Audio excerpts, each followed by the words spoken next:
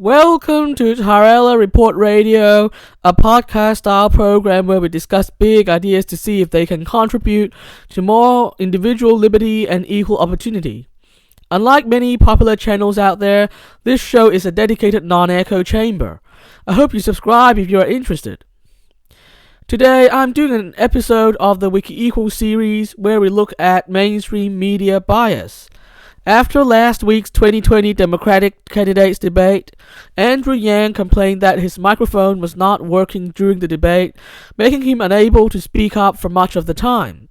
As a result, he was only able to speak when the moderators specifically asked him questions, which again did not happen much.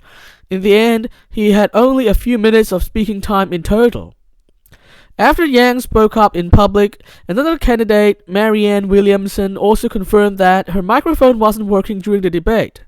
Supporters of Andrew Yang have since used the hashtag #YangSpeak to publicize the incident, hoping to draw attention to the disadvantage he faced during the debate. In fact, supporters of Andrew Yang already have plenty of reasons to believe the mainstream media doesn't treat him fairly. For example, despite his clear popularity, he is not given much coverage in the media. While other candidates like Kamala Harris, Elizabeth Warren, and Pete Buttigieg have all benefited from widespread media coverage, which saw them rise in the polls, the lack of coverage on Yang represents a systemic disadvantage for him. In fact, during this cycle, there have been several other candidates who have also had disproportionately little coverage, and looking back to 2016, we saw the same happen to Bernie Sanders. All this has made more and more people realize that the media does play favorites, and this has a very big and very unfair impact in the real world. I guess the old media creating an unfair playing field is nothing new. As an independent musician, I have long been very aware of how every popular song out there is only popular because the big media players have promoted it. In other words, big establishment media has almost absolute power in determining mainstream music tastes. It would be just logical to assume that the same has always applied to politics too.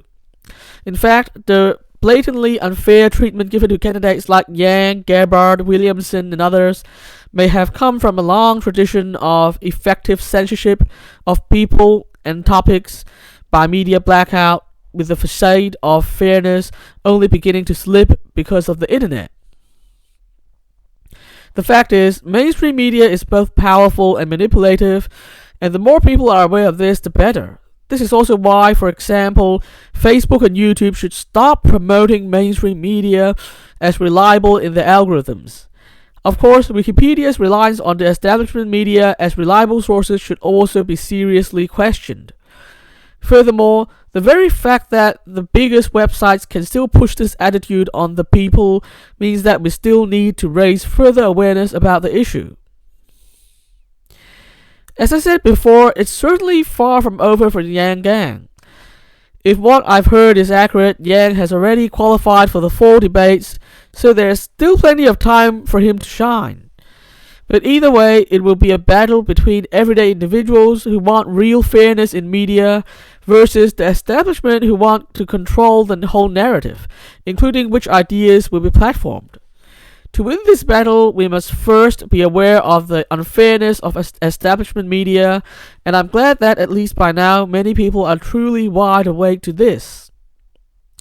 That's all for today. I'll be back next time to discuss another big idea.